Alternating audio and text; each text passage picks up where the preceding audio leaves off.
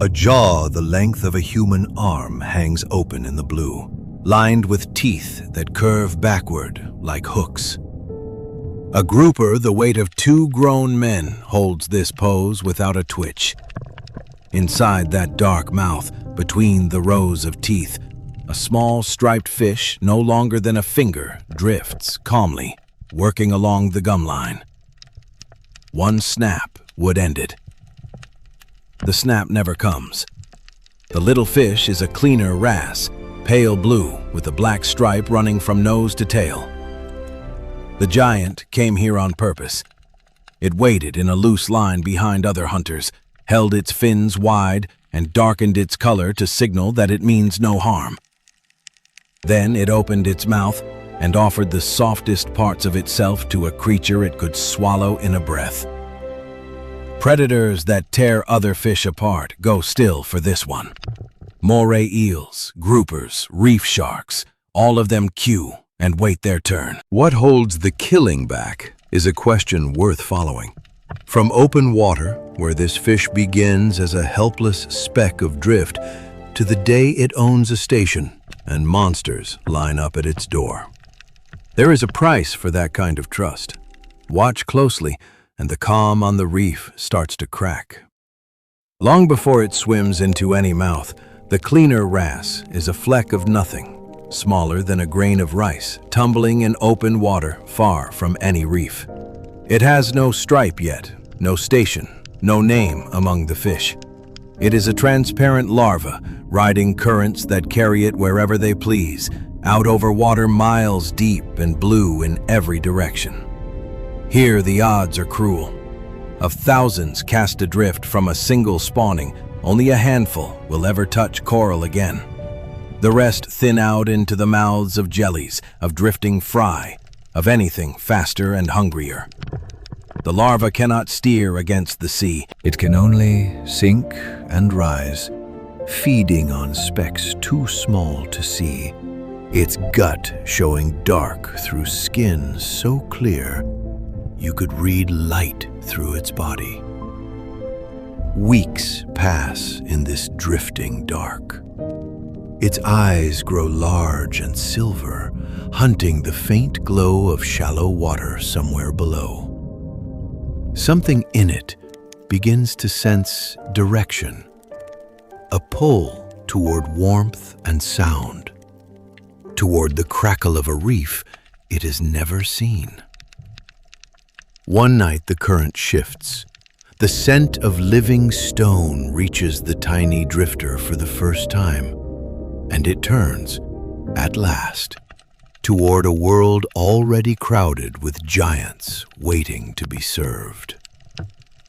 The reef arrives as noise before shape, a dry crackle of shrimp and parrotfish teeth grinding stone. The tiny wrasse settles into a maze of coral heads taller than whales, honeycombed with holes where things with too many teeth watch and wait. Its transparent body is useless here. Overnight, it grows a stripe, dark against pale, a badge every fish on the reef learns to read. The giants are everywhere. A grouper hangs under a ledge, gills flaring. A moray threads its head through a crack, mouth working open and shut. Each one carries a hidden burden the young wrasse cannot yet see clearly, until it drifts close to a resting fish and finds it. There, wedged behind a fin, clings a pale parasite the size of a lentil, latched to skin, sipping blood. Copepods bury their hooks along the gill rakers. Dead scales fray at the edges of old wounds. No giant on this reef can reach these places. Teeth that shred prey cannot pick a single louse from their own throat. This is the molest that never heals on its own, the itch a shark carries into every hunt. And the small, striped newcomer already carries, in its jaws, the one tool the whole reef is missing. Trust on the reef is not given. It is earned in a language of movement. The young wrasse practices it on the smallest visitors first, a wrasse of its own kind, a passing damselfish, hovering near their skin with quick pulses of its fins. This shimmy is a promise, a signal that says feeder, not food. The dance calms the client, the way a soft word calms a nervous hand. Then comes the first true test. A grouper the size of the young fish's whole world settles onto the sand and waits. Every instinct screams to flee. Instead, the wrasse dances forward, touches the giant's flank with its pelvic fins, a gentle, tactile stroke that eases the huge body into stillness. The great gills open. The mouth yawns wide. Inside, the wrasse finds its work. It picks a bloated isopod from the roof of the mouth, tugs it loose, swallows it whole. It runs the gill rakers like a comb through teeth, lifting mucus, dead skin, a copepod dug in deep. The grouper holds its breath around a creature it could crush by closing once. Get the touch wrong, press too hard, bite where it should soothe, and the trust snaps in an instant. That temptation is already stirring in some of these little fish. A patch of open sand between two coral heads becomes the young wrasse's whole ambition. It is a good spot, sunlit, easy to find, a crossroads where big fish already drift on their daily rounds. The wrasse claims it with movement, hovering, shimmying at every shape that passes, advertising the service the way a lamp draws moths from the dark. Word spreads in the only currency the reef trusts: results. A parrotfish leaves cleaner and calmer than it came. A snapper returns the next morning, then the morning after, learning the corner where the itch gets answered. Soon there is a queue, a loose gathering of fish holding still in poses they would never risk anywhere else, fins spread, mouths ajar, colors flushed pale to signal surrender. The station has rules. Locals wait their turn. A visitor passing through gets served first, because a stranger who feels cheated simply never comes back. The little owner works fast, reading each body, choosing which parasite to lift and which patch of tasty mucus to leave alone. That last choice is where the trouble hides. Mucus tastes better than any louse, and the fish holding still has no way to watch its own skin. Noon light falls straight into the sand clearing, and the queue holds its familiar shapes.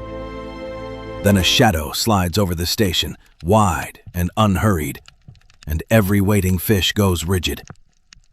A reef shark banks in from the deep channel, blunt nose swinging, gills raw with pale hitchhikers no fin can reach. The little owner faces a decision that would end most reef fish. A shark is a client and a killer in one body, and the difference between the two is a single closing of jaws. The wrasse reads the huge form the way it reads a grouper, watching the tail slow, the mouth ease open, the pose of surrender settle over an animal that hunts by tearing. It shimmies forward into the gap between rows of teeth. Its striped body flickers against a throat lined with old scars. It lifts a fat isopod from the gum line, combs a copepod off the tongue, works deeper while the shark hangs motionless, breathing shallow around a mouthful it could swallow without noticing. One wrong touch inside that mouth, and the queue would learn a lesson no shimmy could undo. And on this same reef, some cleaners are already learning to take that risk for a reason far worse than hunger. Not every cleaner keeps its promise. Watch one station long enough and a pattern surfaces, a quick flinch that ripples through a resting client, a tiny cloud of scales lifting into the water. The wrasse has stopped picking parasites. It has taken a bite of living skin. The reason is simple and dark. A mouthful of client mucus is richer than any louse, so a hungry or greedy cleaner cheats, snatching the forbidden meal and hoping the giant forgives it. Cameras trained on these stations caught the trick. then caught the punishment. A cheated grouper jolts, spins, and chases the little swindler across the sand. A jolted client that once held still now flees the station and warns the reef with its absence. The whole trade runs on memory. Fish remember which corner treated them fairly and which one drew blood, and they carry that ledger from reef to reef. One selfish bite can empty a queue by morning. So the best cleaners learn restraint the hard way. After a client flinches, the wrasse works gentler on the next arrival, offering an extra stroke of its fins, a longer, soothing dance, rebuilding a name it nearly spent. The reef keeps score, and tomorrow it will settle the account. First light seeps back into the sand clearing, and the giants return the way the tide does, without being called. The scarred grouper eases in from its ledge, colors already fading toward the pale flag of surrender. A snapper waits behind it.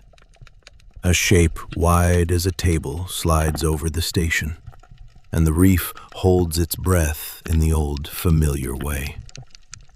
The little owner rises to meet them. Its striped body flickers along a flank the size of a door, lifting a louse from the gill, combing a copepod from the corner of an eye that could swallow it whole. Predators that tear and crush all night hang motionless at dawn, mouths open, trusting a mouthful of fish they choose not to eat. That is the strange bargain the reef keeps. The smallest swimmer commands the largest, paid in the one currency it cannot fake: a name. Nothing here is purely gentle. The same jaws that wait in line would close on a careless stranger, and some cleaners still steal a bite when hunger wins. The station runs on trust rebuilt each morning, spent and earned again by nightfall. Then the shadows lengthen, the queue thins, and the giants drift back to the deep. Tomorrow they return, and the little fish will be waiting.